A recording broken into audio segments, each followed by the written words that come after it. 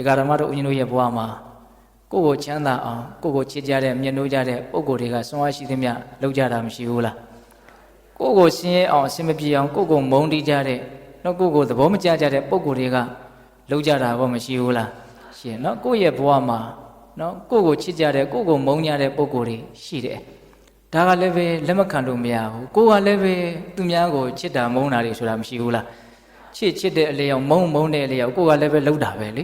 ေဟုတ်လားမလှုပ်ဘူးလားလှုပ်တာပဲအဲ့တော့ကိုယ့်ရဲ့အပေါ်မှာအဲ့ဒါလို့ချစ်ချင်းမုန်းချင်းတရားတွေနဲ့ကိုယ့်ရဲ့အကျိုးရှိအောင်ကိုယ့်ရဲ့အကျိုးမဲ့တွေဖြစ်အောင်လုပ်နေကြတဲ့ပုံကိုယ်တွေရှိတယ်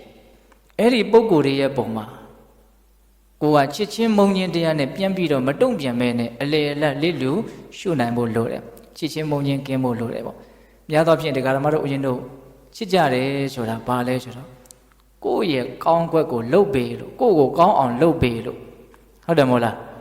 းသူတို့ကကိုယ့်ရဲ့အပေါ်မှာချမ်းသာမှုကိုဖြစ်စေလို့ကိုကသူ့ကိုချစ်လိုက်တာမုန်းတယ်ဆိုတာဘာလို့မုန်းတာတုံးဆိုတော့ကိုယ့်ကိုဆိုးအောင်လှုပ်လို့ကိုယ့်ကိုဆင်းရဲအောင်လှုပ်လို့ကိုယ့်ကိုမကောင်းအောင်လှုပ်လို့မုန်းတာအဲ့တော့ဒီနေရာမှာဦးဇင်းတို့လူငယ်လေးတွေတချို့စဉ်းစားစရာဒါဦးဇင်းကအပြောအပြက်ပြောတာမဟုတ်ပါဘူးတချို့ချစ်တယ်ဆိုတာလှလို့ချစ်တာပေါ့လို့တချို့ပြောကြတာရှိတယ်အဲ့ဒါလည်းဒီထဲမှာအကျုံးဝင်မယ်လို့ဦးဇင်းထင်တယ်အဲ့ဒီလှတယ်ဆိုတာကိုယ့်ကိုချမ်းသာသွားစေတယ်အဲ့ဒါကြောင့်မို့လို့ချစ်လိုက်တာဆိုတာမပါဘူးလား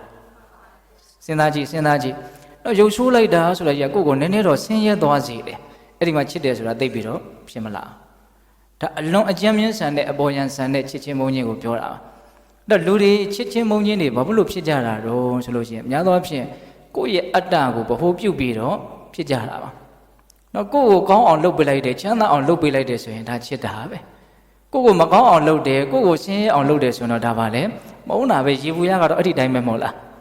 ဒါအလုံးလက်ခံတယ်နော်အဲ့တော့အဲ့လိုမျိုးကိုယ့်ရဲ့ပုံမှာနှစ်မျိုးနှစ်စားကွဲနေကြတဲ့ပတ်ဝန်းကျင်ရဲ့ပုံမှာကိုယ်ဟာချစ်ချင်းမုန်းချင်းကင်းပြီးတော့နော်ဥပိ္ပခတရားနဲ့နေနေအောင်ကြိုးစားရမယ်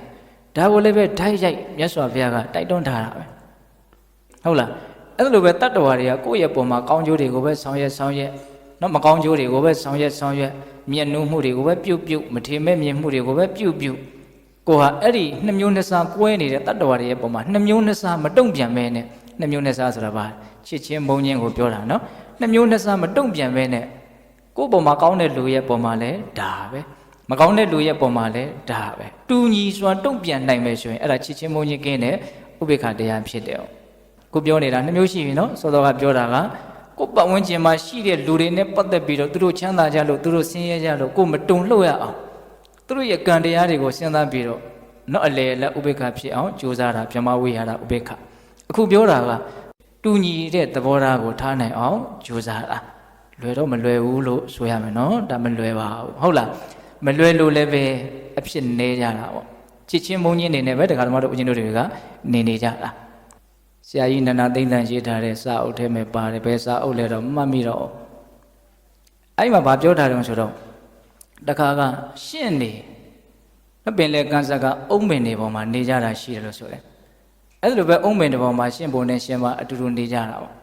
့အဲ့တော့ဒီနေ့တော့ရှင့်မလေးကပင်လေကြီးပဲနော်အကောင်ပလောင်လေးတွေရှာရင်းဖွေရင်သွားရင်းနဲ့ပင်လေကြီးလှမ်းကြီးတစ်ခုကရုတ်တရက်ဝုန်းဆိုရောက်လာပြီးတော့သူ့ကိုဆွဲခေါ်သွားပြီးတော့အဲ့ဒါပင်လေထဲမှာနစ်ပြီးတော့ပါသွားရောဘယ်ရောက်တော့မှမသိဘူးအဲ့ဒါကိုရှင့်ဘိုကသူ့ရဲ့မရှိတော့လိုက်ရှာတော့ခြေရာကောက်ပြီးတော့လိုက်ရှာတော့ပင်လေထဲဆင်းသွားတဲ့ခြေရာသာတွေ့ရတယ်ပြန်တက်လာတဲ့ခြေဟာမတွေ့ရတော့တေချာပေါက်ပဲငါရဲ့ရှင့်မလေးဟာဟောဒီပင်လေကြီးထဲမှာရှိတယ်တော့ဒီရှင့်မလေးကိုချစ်ခင်မြတ်နိုးတဲ့စိတ်နဲ့သူအကြီးအကျယ်အနေရခက်တယ်ပေါ့အဲ့ဒါနဲ့သူ့ရဲ့ရှင့်မလေးကိုပြန်ပြီးတော့တွေ့ရအောင်မြင်ရအောင်ရအောင်ဆိုတော့ဘာလုပ်လဲဆိုတော့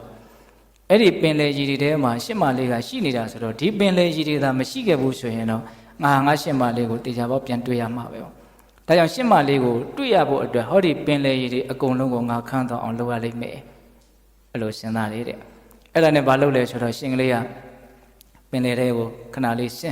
ဆင်းပြီးတော့အမိလေးနဲ့စိန်နေတဲ့စိန်ပြီးရင်ကမ်းပေါ်ပြန်တက်ပြီးတော့အဲ့ဒီအမိကိုဆက်ဆိုခါလိုက်တယ်ရှည်လေးတယ်ဟုတ်လားပြီးရင်ပင်လေတဲ့ဆင်းအမိလေးကိုထိုးစိန်ပြီးရင်အပေါ်ပြန်တက်ဆက်ဆိုခါတယ်တဲ့အဲ့လိုတက်ချီဆင်းခြင်းနဲ့တိမ်မုံများစွာလုံနေတော့ကြာတော့အဲ့ဒီကမ်းမှာစောင့်နေတဲ့ကမ်းဆောင်နှက်က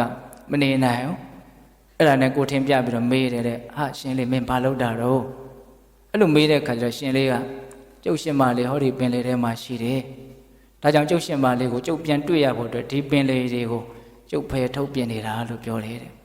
တော်တော်လည်းသနာသွားတယ်ပေါ့နော်မင်းအသက်ပေါင်းများစွာသာတေလို့သာသွားလိုက်ပြီဒီပင်လေတွေကတော့ခန့်သွားစရာအကြောင်းမရှိဘူးအဲ့ဒါနဲ့ကန်းဆောင်တက်ကအော်အလွန်လည်းသနာတာနဲ့ဘလို့လုပ်ရမလို့စဉ်းစားတော့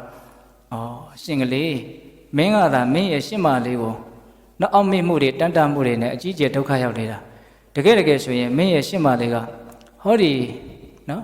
သမုဒ္ဒရာဆောင်နတ်မင်းကြီးရဲ့နတ်မိဖုရားလေးဖြစ်ပြီးတော့မင်းကိုမေ့ပြီးတော့ပြောနေပြီလို့ပြောတယ်တဲ့အဲ့လိုပြောတဲ့အခါကျတော့ရှင်ဘိုလေးကမယုံပါဘူးတဲ့ဒါဖြစ်နိုင်တဲ့ကိစ္စမို့ရှင်မလေးကသူ့ကိုလွန်မြတ်နိုးတယ်ပေါ့အဲ့လိုပြောတဲ့အခါကျတော့ကန်းဆောင်တက်ကဂိုင်းမင်းမယုံလို့ရှိရင်မင်းကငါနော်အဲ့ဒီဟာကိုမြင်နိုင်အောင်ပြမယ်ဆိုပြီးတော့နော်ရှင်မလေးကဖြစ်သွားတဲ့နတ်မိဖုရားရဲ့သမုဒ္ဒရာဆောင်နတ်မင်းကြီးရဲ့ကိုကန်းဆောင်တက်ကတကိုးနဲ့ရှင်ကလေးကိုပြတယ်တဲ့အဲ့ဒါပြတာကိုလည်းမြင်လိုက်ရရောရှင်ဘိုလေးကစောတုံးကချစ်မြတ်နိုးနေတယ်ဆိုတဲ့နေရာမှာမုံဒီယွန်ရှာမှုတွေအကြီးအကျယ်ဝင်ရောက်လာတယ်တောက်လျှောက်ပဲပြောင်းလဲသွားတာနော်တကယ်ချစ်ချင်းနဲ့မုံချင်းနဲ့ကတိတ်မဝေးဘူးလို့ဦးဇင်းထင်တယ်နော်ဟိုဘက်လှည့်လိုက်တာနဲ့မုံချင်းဖြစ်သွားတာဟုတ်တယ်မဟုတ်လားစဉ်းစားကြည့်အသိအဝေးကြီးလို့မထင်နဲ့နော်အခုစိတ်တိုင်းကြနေတဲ့အချိန်မှာချစ်တာပဲမကြတော့ဘူးဟေ့ဆိုတာနဲ့မုံသွားတာဒါကြောင့်ချစ်ချင်းမှလည်းပဲဘာမှအနှစ်သာရမရှိတယ်လို့ဘာမှအခိုင်အမာကောင်းလိုက်တာလို့ထင်စရာမရှိတယ်လို့မုံချင်းကိုလည်းသိပြီးတော့နော်မလိုချင်ဘူးဆိုတာမျိုးမဖြစ်သင့်ဘူးတကယ်တမ်းကကိုယ့်ဘော်မှာသူတို့ချစ်ကြတယ်မုံကြတယ်ဆိုတော့သူတို့ရဲ့စိတ်ခံစားချက်ပဲလေသူတို့စိတ်တိုင်းကြရင်ချစ်တာပဲသူတို့စိတ်တိုင်းမကြရင်မုံတာကိုင်ကိုကသူများကိုချစ်တယ်မုံတယ်ဆိုတာဘာတော့ကိုယ်စိတ်တိုင်းကြရင်ချစ်တာပဲကိုယ်စိတ်တိုင်းမကြရင်မုံတာပဲပြောချင်တာကတကယ်ချစ်စရာကောင်းလို့ချစ်တယ်ဆိုတာထက်ချစ်ချင်လို့ချစ်တာတကယ်မုန်းစရာကောင်းလို့မုန်းတယ်ဆိုတာတဲ့မုန်းရင်လို့မုန်းတာဆိုတော့စိတ်တိုင်းမကြလို့ပေါ့စိတ်တိုင်းကြစရာအလွန်ကောင်းမှလဲကဲနဲ့စိတ်တိုင်းမကြရင်လည်းမုန်းကြတာပဲစိတ်တိုင်းမကြစရာအလွန်ကောင်းမှလဲကဲနဲ့စိတ်တိုင်းကြနေရင်လည်းချစ်နေကြတာဒါဘယ်နဲ့လို့ဘယ်သူပေါ်မှာမူတည်တော့ဆိုတော့ဒီကတော့ကိုယ့်ပေါ်မှာမူတည်နေတာဟုတ်လားခုဒီရှင်လေးပါဖြစ်နေပြီတော့မုန်းသွားတော့စောစောတုန်းကတော့ပင်လေကြီးတွေကိုဘာလို့တော့ခတ်ပြစ်မလောက်အောင်သူ့ရဲ့ချစ်ချင်းကအကြီးအကျယ်ဖြစ်နေတာအခုတော့ဘလို့ဖြစ်တော့တော်တော်ကိုမုန်းသွားတယ်မုန်းသွားတော့လည်းဘာလုပ်မယ်ထင်တာနောက်ချစ်ချင်းကြောင့်ဖြစ်တဲ့ဆင်းရဲမှုကသာမတတ်မတာဖြစ်တာမဟုတ်ဘူးမုန်းချင်းကြောင့်ဖြစ်တဲ့ဆင်းရဲမှုကလည်းမတတ်မတာပဲဆက်ပြီးတော့နားထောင်ကြည့်